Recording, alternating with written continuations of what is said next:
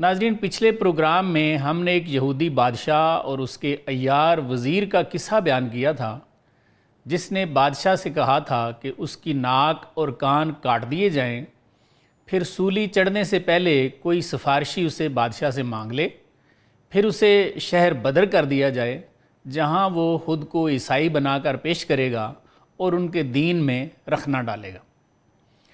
آج ہم اس سے آگے اس وزیر کے حسد کے بارے میں جانیں گے اور حسد کی بیماری کے نقصان جانیں گے۔ مولانا اس سے آگے لکھتے ہیں، وزیر از حسد بودش نیاد، فرماتے ہیں وہ کمینہ وزیر حسد سے بنا ہوا تھا، تاب باطل گوش و بینی باد داد، اس لیے اس نے اپنی ناک اور کان ناحق کٹوا لیے۔ آگے لکھتے ہیں، ہر کسے از حسد بینی کند، فرماتے ہیں کہ جو حسد میں آ کر اہل حق کا انکار کرے، ہیشرا بے گوش و بے بینی کند، فرماتے ہیں وہ اپنے آپ کو کان اور ناک سے محروم کر بیٹھتا ہے۔ مولانا اس میں یہ فرمانا چاہ رہے ہیں کہ جو لوگ حسد میں آ کر انبیاء اور اولیاء کا انکار کر دیتے ہیں، وہ حق بات نہ سن سکتے ہیں اور نہ سمجھ سکتے ہیں۔ اس شعر میں سورہ اعراف کی آیت نمبر 179 کی طرف تلمیح ہے، جس میں اللہ تعالیٰ ارشاد فرماتے ہیں، لَهُمْ قُلُوبُ اللَّهِ يَفْقَهُونَ بِهَا وَلَهُمْ أَعْيُنُ اللَّهِ يُبْصِرُونَ بِهَا وَلَهُمْ آذَانُ اللَّهِ يَسْمَعُونَ بِهَا أُولَٰئِكَ كَالْأَنْعَامِ بَلْ هُمْ أَضَلُّ أُولَٰئِكَ هُمُ الْغَافِلُونَ۔ اس آیت کے مصداق مولانا فرماتے ہیں کہ کچھ لوگ ایسے ہیں کہ ان کے دل تو ہیں لیکن وہ سمجھتے نہیں، ان کی آنکھیں تو ہیں لیکن وہ دیکھ نہیں سکتے، ان کے کان تو ہیں لیکن سنتے نہیں ہیں، یہ تو جانور ہیں، بلکہ جانوروں سے بھی گئے گزرے ہیں، اور یہی لوگ غافل ہیں۔ یعنی مولانا یہاں یہ فرمانا چاہ رہے ہیں کہ اللہ کے دوستوں کا انکار کرنے والوں کے حواس خمسہ معطل ہو جاتے ہیں، اور یہ حواس خمسہ ہی ہیں جن سے ہم علم حاصل کرتے ہیں۔ آگے فرماتے ہیں، بینی باشد کے او بوئے برد، فرماتے ہیں بھئی ناک وہ ہوتی ہے جو حق کی بو پائے، بوئے اورا جانبے کوئے برد، اور فرماتے ہیں وہ بو اس کو پھر کسی اللہ والے کے کوچے تک لے جائے۔ آگے مزید فرماتے ہیں، ہر کے بوئش نیست بے بینی بود، فرماتے ہیں جو حق کی بو ہی نہ پا سکے، فرماتے ہیں اس کی ناک واک کوئی نہیں ہوتی۔ بوئے بوئیست کہ دینی بود، فرماتے ہیں اصل سونگھنے والی بو تو کسی نبی یا ولی کے دین کی بو ہوتی ہے۔ آگے لکھتے ہیں، چونکہ بوئے برد و شکر نہ کرد، فرماتے ہیں کئی لوگ ایسے ہوتے ہیں کہ انہیں اللہ والوں کا پتہ تو چل جاتا ہے لیکن وہ ان کی قدر نہیں کرتے، تو ایسے لوگوں کے بارے میں فرماتے ہیں کفر نعمت آمد و بینی خرد، فرماتے ہیں ایسے لوگ اللہ کی نعمت کا کفران کرتے ہیں اور سزا کے طور پر اللہ تعالیٰ ان کی قوت شناختی سلب کر لیتے ہیں۔ مزید کیا فرماتے ہیں، شکر کن مرشا کرارا بندہ باش، فرماتے ہیں اے عزیز اگر تجھے کوئی اللہ والا مل جائے تو اس کی انشراح صدر کی قدر کر اور اس کے غلام بن جاؤ، پیش ایشاں مردہ شو پائندہ باش، اور فرماتے ہیں کہ اللہ والوں کے سامنے ایسے ہو جاؤ جیسے مردہ غسال کے سامنے ہوتا ہے۔ آگے فرماتے ہیں، چوں وزیر از رہزنی مایا مساز، فرماتے ہیں بھائی اس یہودی وزیر کی طرح رہزنی کا مایا جمع نہ کرو، خلق را تو بیروں معیار از نماز، فرماتے ہیں مخلوق کو اللہ والوں کے پاس جانے سے مت روکو، وہاں وہ صرف اللہ کے لیے جا رہے ہیں۔ تو فرماتے ہیں کہ ایسے لوگ جو اللہ والوں کے پاس جانے سے لوگوں کو روکتے ہیں، یہ کیا کام کرتے ہیں کہ جیسے آپ کسی کو نماز سے روک رہے ہو، اور یہ یہودی وزیر والا کام ہے۔ آگے پھر مولانا فرماتے ہیں کہ کچھ عیسائی جو نیک تھے وہ یہودی وزیر کے مکر کو تاڑ گئے۔ کیسے تاڑ گئے جی؟ ان کو کیسے پتہ چلا کہ یہ ناپاک مبلغ ہے؟ یہ بڑے مزے کی بات ہے اور ہر دور میں بڑی اہم رہی ہے، ایسے ناپاکوں کو کیسے پہچانا جا سکتا ہے؟ آئیے مولانا کی زبانی سنتے ہیں۔ مولانا فرماتے ہیں، ناصح دین گشتہ کافر وزیر، فرماتے ہیں کہ وہ کافر وزیر جو ہے وہ دین کا ناصح بن گیا، تھا تو کافر لیکن تبلیغ وہ عیسائیت کی کر رہا ہے، مبلغ بن بیٹھا۔ کردہ او از مکر لوزینہ سیر، اس نے مکر سے حق اور باطل کو مکس کر دیا۔ لفظی ترجمہ ہے کہ بادام کے حلوے میں اس نے لہسن ڈال دیا۔ آگے لکھتے ہیں ہر کے صاحب ذوق بود از گفتگو لذت می دید و تلخی جفتگو، فرماتے ہیں جو کوئی بھی صاحب ذوق اس کی گفتگو سنتا تو وہ لذت کے ساتھ تلخی بھی ملی ہوئی محسوس کرتا۔ نکتہ حامی گفت او امیختہ در جلاب و کند زہر ریختہ، فرماتے ہیں وہ ملے جلے نکتے بیان کرتا، گلاب اور شکر میں زہر ملاتا۔ آگے مولانا خبردار کرتے ہیں ہاں مشو مغرور ازاں گفتے نکو، فرماتے ہیں بھائی کسی مکار کی پسندیدہ گفتگو سے دھوکہ نہیں کھانا۔ زاں کے دارد صد بدی در زیرہو، فرماتے ہیں اس لیے کہ وہ اپنی تہہ میں سینکڑوں خرابیاں رکھتا ہے۔ مولانا آگے اپنے قارئین کو بڑی خاص بات سمجھاتے ہیں، فرماتے ہیں اونچوں باشد زشت گفتش زشت داں، فرماتے ہیں وہ جو برا ہے مردہ دل ہے، فرماتے ہیں اس کی گفتگو کو بھی برا ہی سمجھنا ہے۔ ہر چے گوید مردہ آرا نیست جاں، فرماتے ہیں وہ جو کچھ بھی کہتا ہے وہ مردہ ہوتا ہے، اس میں کوئی جان نہیں ہوتی۔ آگے فرماتے ہیں گفت انسان پارائے انسان بود، فرماتے ہیں بھئی انسان کی جو گفتگو ہوتی ہے وہ انسان کا نمونہ ہوتی ہے۔ پارا از نان یقین داں کہ نان بود، فرماتے ہیں روٹی کا ٹکڑا روٹی ہی ہوتا ہے نا۔ مزید لکھتے ہیں زاں علی فرمود نقل جاہلاں، فرماتے ہیں بھائی حضرت علی رضی اللہ عنہ نے اسی لیے فرمایا تھا کہ جاہلوں کی بات بر مزابل ہم چو سبزاست اے فلاں، فرماتے ہیں کہ روڑی یا اروڑی جس کو اردو میں کہتے ہیں، جاہل کی بات فرماتے ہیں اس سبزے کی طرح ہے جو اروڑی پہ اگا ہوا ہے۔ ہم عام طور پہ پنجابی میں روڑی کہتے ہیں، یعنی گندی جگہ۔ آگے لکھتے ہیں بر چنا سبزہ ہر آنکھ کے اوپر نشست، فرماتے ہیں ایسے سبزے پر جو شخص بھی بیٹھا بر نجاست بے شکے بنشستاست، فرماتے ہیں سمجھ لو وہ نجاست پر بیٹھا ہوا ہے۔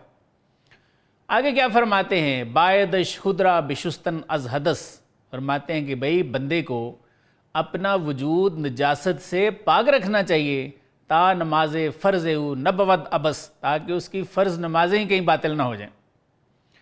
مولانا آگے ایک مثال دیتے ہیں کہ کئی چیزیں بظاہر آپ کو دلکش نظر آ رہی ہوتی ہیں لیکن وہ اپنے باطن میں بری ہوتی ہیں۔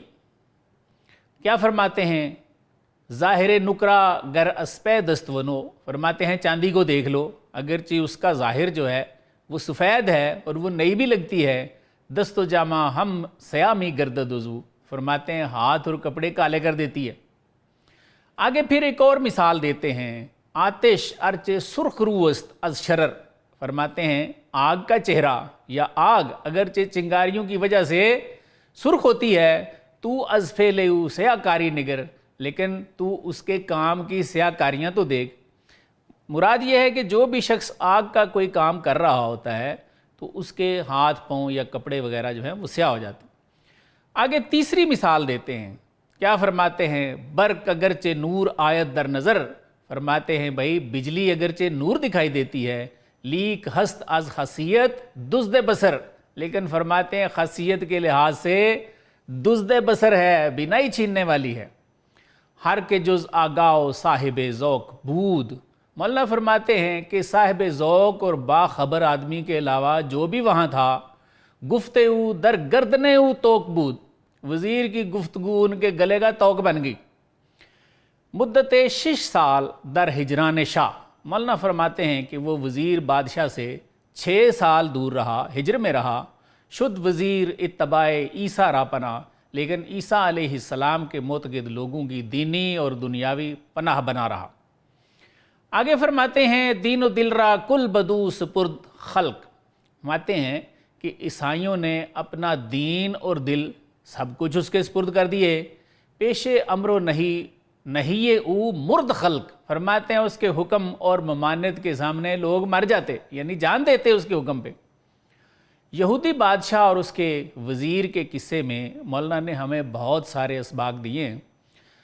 پہلا سبق تو مولانا یہ دیتے ہیں کہ اللہ نے سورہ النساء کی آیت 49 میں فرما رکھا ہے کہ کچھ لوگ اپنی پاکیزگی کے صرف دعوے کرتے پھرتے ہیں اور پاک صرف وہی ہیں جنہیں اللہ پاک کرتے ہیں۔ پھر مولانا سورہ انعام کی آیت نمبر 125 کا حوالہ دیتے ہیں جس میں اللہ نے فرما رکھا ہے کہ جسے وہ ہدایت دینا چاہتے ہیں اس کی شرح صدر فرماتے ہیں۔ اب مولانا ان دو آیات کے حوالے دے کے اپنے مقصد کی طرف آتے ہیں اور فرماتے ہیں جن کو اللہ نے پاک ہی نہیں کیا بلکہ وہ اسی طرح ناپاک ہیں، جن کی اللہ نے شرح صدر ہی نہیں فرمائی وہ قرآن کے مطابق بے ہدایتیں ہیں، تو اس کافر وزیر کی طرح ہیں یہ لوگ، جو تھا تو کافر لیکن فرماتے ہیں کہ تبلیغ عیسائیت کی کر رہا تھا۔ پھر مولانا فرماتے ہیں کہ وزیر نے جو حسد میں آ کے اپنی ناک، کان اور ہونٹ کٹوائے، اس میں بھی ایک بہت بڑا سبق ہے۔ کیا سبق ہے؟ مولانا فرماتے ہیں کہ انبیاء اولیاء کا حسد کرنے والے لوگ، ان کی مخالفت کرنے والے لوگ دل تو رکھتے ہیں لیکن ان کے دل سوچتے نہیں ہیں، آنکھیں تو رکھتے ہیں لیکن ان کی آنکھیں دیکھتی نہیں ہیں، کان رکھتے ہیں لیکن وہ سنتے نہیں ہیں، ناک رکھتے ہیں لیکن ان کی ناک سونگھتی نہیں ہے۔ یعنی اللہ تعالیٰ سزا کے طور پہ ان کے حواس خمسہ کو معطل کر دیتے ہیں۔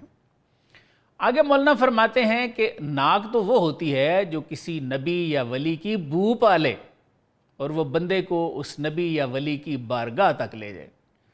پھر فرماتے ہیں کہ جو ناک کسی اللہ والے کی بو نہیں سونگھتی، اس کا پتہ نہیں دیتی، مولانا فرماتے ہیں وہ ناک ہی نہیں ہے۔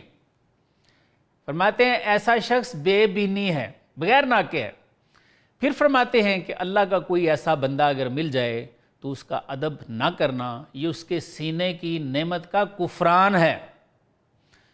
پھر مولانا ہمیں ایک اور سبق اس میں دیتے ہیں کہ جو شخص بغیر شرع صدر کے ہے مردہ دل ہے اور اس کا کلام بھی مردہ ہوتا ہے، کیونکہ بقول مولانا انسان کی گفتگو انسان کا نمونہ ہوتی ہے، جیسے روٹی کا ٹکڑا روٹی ہی ہوتا ہے۔ پھر مولانا ہمیں حضرت علی رضی اللہ عنہ کا ایک کلام بھی سناتے ہیں کہ جاہل کی جو گفتگو ہے وہ ایسے ہی ہے جیسے کسی گندی جگہ پر سبزہ اگ جائے، اور مولانا فرماتے ہیں کہ ایسے سبزے پر جو بھی بیٹھتا ہے یقیناً وہ گندگی پر بیٹھتا ہے۔ اس سے مراد یہ ہے کہ جاہل کی گفتگو پہ بالکل اعتبار نہیں کرنا چاہیے۔ پھر اس سے بھی خوبصورت بات کرتے ہیں، آپ فرماتے ہیں کہ انسان کو اپنے آپ کو نجاست سے پاک رکھنا چاہیے تاکہ اس کی فرض نمازیں ہی کہیں باطل نہ ہو جائیں۔ یعنی اس سے مراد یہ ہے کہ کسی بہروپی مبلغ نے اگر اس کے عقائد ہی خراب کر دیے تو مولانا فرماتے ہیں کہ اس کو ایسی نماز بھی پھر کیا فائدہ دے گی، اور یہ بات سچ ہے۔ ابو داؤد شریف میں یہ حضور صلی اللہ علیہ وآلہ وسلم کی حدیث نمبر 1549 ہے، یہ آج بھی موجود ہے۔ کیا فرمان ہے سرکار دو عالم صلی اللہ علیہ وآلہ وسلم کا؟ اللہم انی اعوذ بکا من الصلاۃ لا تنفع، یعنی اے اللہ میں تجھ سے اس نماز سے پناہ مانگتا ہوں جو کوئی فائدہ نہیں دیتی۔ مولانا ہمیں یہاں یہ درس دینا چاہ رہے ہیں کہ اگر کوئی ایسا مردہ دل مبلغ آپ کے عقائد کی بنیاد ہی اکھاڑ دیتا ہے، یعنی آپ کو اولیاء و صالحین جن کا ذکر قرآن میں انعمت علیہم میں سے چوتھے نمبر پر ہے، ان پر ایمان رکھنے سے ہی برگشتہ کر دیتا ہے، تو فرماتے ہیں کہ قرآن کے کچھ حصوں کا انکار کر کے آپ کون سی نمازیں پڑھتے پھر رہے ہیں۔ آگے پھر وہ ان وڈ بی اسکالرز کی گفتگو سے بچنے کے لیے 3 مثالیں دیتے ہیں۔ آپ فرماتے ہیں کہ کچھ چیزیں دیکھنے میں دلکش ہوتی ہیں لیکن باطنی طور پہ وہ فائدہ مند نہیں ہوتی، جیسے فرماتے ہیں کہ چاندی سفید بھی لگتی ہے، نئی بھی لگتی ہے، لیکن وہ ہاتھ پاؤں آپ کے کالے کر دیتی ہے۔ پھر فرماتے ہیں بالکل ایسے ہی آگ میں سرخ نظر آتی ہے لیکن اس کا فعل سیاکاری ہے، جو بھی آگ کا کوئی کام کرتا ہے تو اس کے ہاتھ پاؤں کالے ہو جاتے ہیں۔ پھر تیسری مثال دیتے ہیں کہ آسمانی بجلی اگرچہ آپ کو نور نظر آتا ہے لیکن وہ بینائی چرا لیتا ہے۔ آپ فرماتے ہیں بالکل اسی طرح یہ جو مردہ دل مبلغ ہیں، اندھے دلوں والے مبلغ ہیں، ان کی تبلیغ اور گفتگو بھی یہودی وزیر کی تبلیغ کی طرح فائدے کی بجائے نقصان دیتی ہے۔